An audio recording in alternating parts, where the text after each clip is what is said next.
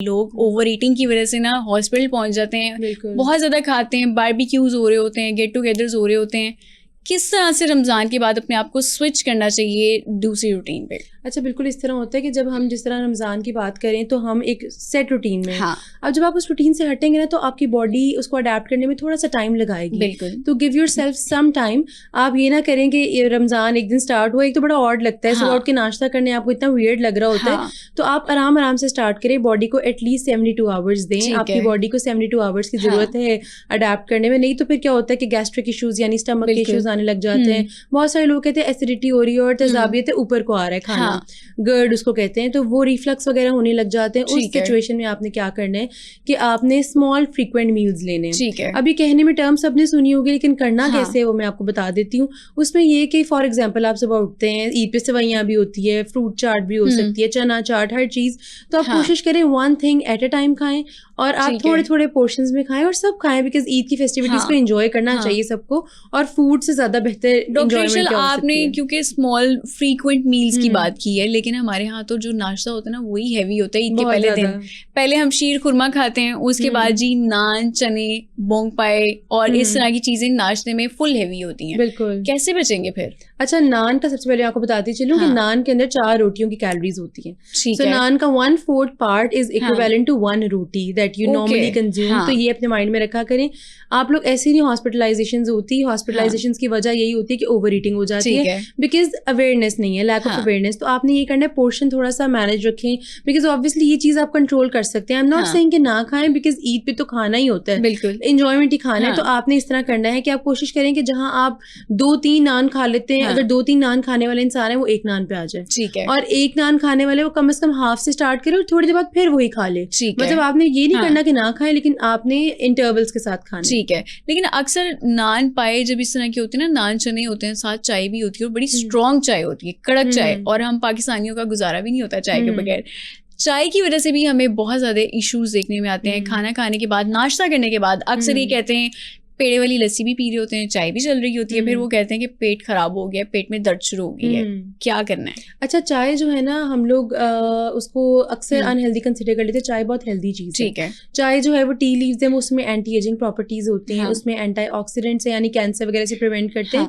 चाय बहुत अच्छी है। चाय को बनाने का तरीका उससे थोड़ा सा डिफरेंट कर लें, ठीक है। कोशिश करें कि एक तो बहुत ज्यादा पत्ती एट अ टाइम ना लें, बिकॉज ऑब्वियसली वो आपके वैसे भी डिस्टर्ब करेगी स्लीप साइकिल को, नींद आपकी डिस्टर्ब कर देती है। उसके अलावा क्या होता है कि आपके वैसे भी आप थोड़ी ज्यादा, क्योंकि आप पी के फौरन एनर्जेटिक फील करते हैं, एनर्जी बूस्ट करती है, तो वो बुरी चीज नहीं है। लेकिन अगेन पत्ती बहुत ज्यादा नहीं लेनी, दूध का कंटेंट बहुत ज्यादा नहीं लेना चाय में। हम चाय में क्या करते हैं कि मिल्क की कैटेगरीज होती है ना, एक स्किम्ड मिल्क होता है, एक लो फैट होता है, एक फुल फैट होता है। हम फुल फैट मिल्क से बना रहे होते हैं और बहुत ज्यादा दूध डाल रहे होते हैं, तो दूध पत्ती तो बिल्कुल भी नहीं लेनी। आप कोशिश करें 1:1 रखें, आधा पानी आधा दूध, और वो चाय पिए तो आपको डाइजेशन में हेल्प करेगी। प्लस लस्सी जो है वो लोग बिल्कुल अवॉइड करें, स्पेशली जो मक्खन डाल के लेते हैं वो लोग अवॉइड करें, जिनको कोलेस्ट्रॉल हाई है, कोलेस्ट्रॉल लेवल हाई है, वो लोग अवॉइड करेंगे। उसके अलावा अगर आप कंट्रोल पोर्शन में लेना चाहें तो ले सकते हैं, लेकिन एडिशनल बटर वगैरह मत डाला करें, वो कैलोरीज बहुत बढ़ा देता है। ठीक है, नाश्ते की बात तो हो गई, अब दोपहर के खाने की तरफ आते हैं। दोपहर का खाना भी हमारा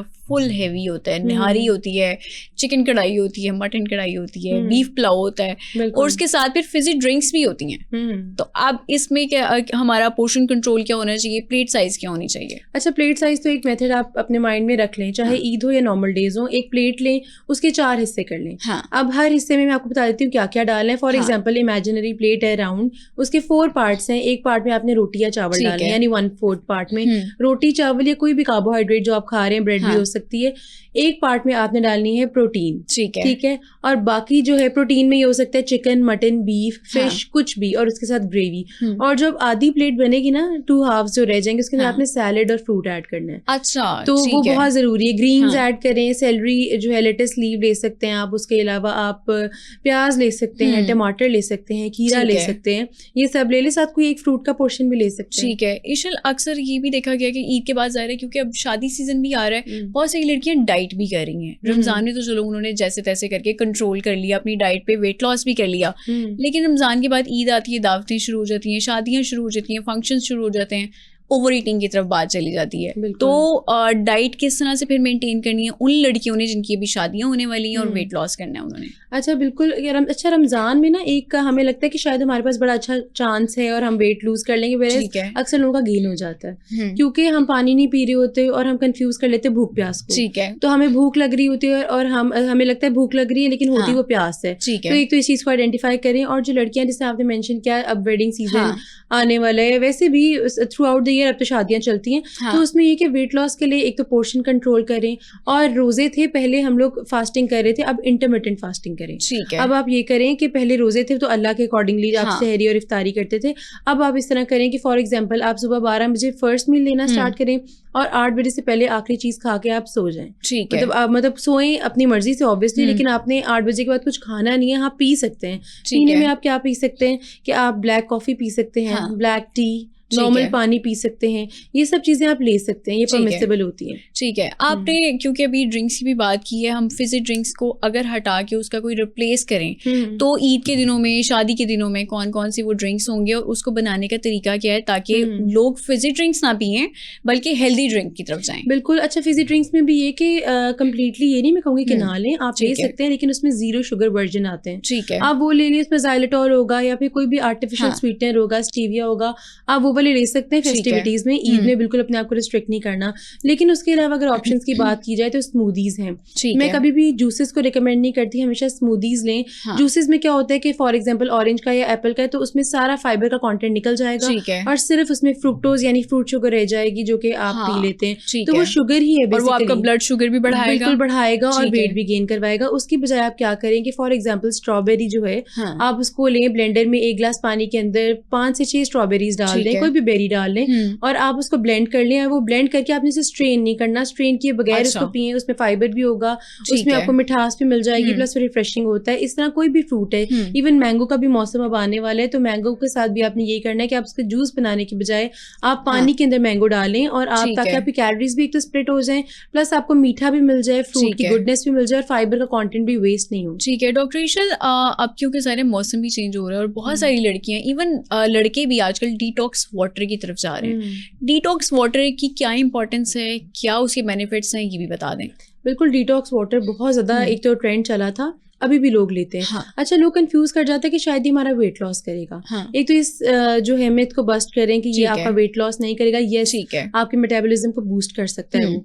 उसमें ये है कि एक बड़े डिफरेंट तरह के ऑप्शंस होते हैं। हम जो कॉमनली यूज करते हैं वो ये होता है कि पानी के जग के अंदर आप लेमन के स्लाइसेस डाल दें, आप मिंट डाल दें, उसके अलावा ऑरेंज भी डाल सकते हैं, लेकिन खीरा भी डाल सकते हैं। आप ये सब कुछ डाल के उसको थोड़ी देर के लिए रहने दें, रेफ्रिजरेट कर लें, लेट्स से 2 घंटों के लिए, उसके मिनरल्स इन्फ्यूज हो जाएंगे। इससे क्या होता है कि आपका, अगर आप कॉन्स्टिपेटेड हैं या आपको बहुत ज्यादा लगता है कि हमारा मेटाबॉलिज्म अच्छा नहीं है, हम लोग उस तरह से वेट लॉस नहीं कर पा रहे, तो उसमें बड़ा हेल्प करता है। एक तो आपके मेटाबॉलिक रेट को फास्ट करता है, उसके अलावा ये कि टॉक्सिन्स वगैरह फ्लश आउट कर जाता है, जिसकी वजह से स्किन बहुत अच्छी होती है। अच्छा, अगर ये इसको पीने का तरीका क्या है, थ्रू आउट द डे आप यूज कर सकते हैं, बिफोर ब्रेकफास्ट या इवन आफ्टर डिनर, जब तक आपने सोना नहीं है तब तक कंज्यूम कर सकते हैं? अच्छा, आप ये जग भर के रख लें और आप पानी की बजाय इसको नॉर्मली ले सकते हैं, यानी कि कोई रिस्ट्रिक्शन नहीं है। हाँ, ये कि बिल्कुल एम्प्टी स्टमक हम कहते हैं कि आप इस तरह की चीजें ना लें। Once you have had breakfast या कुछ भी कोई छोटा मोटा मील ले लें, बिकॉज ये आपके पेरिस्टाल्टिक मूवमेंट्स को बहुत तेज कर देते हैं, यानी कि आपके बाउल मूवमेंट जो आपके वॉशरूम जाने का है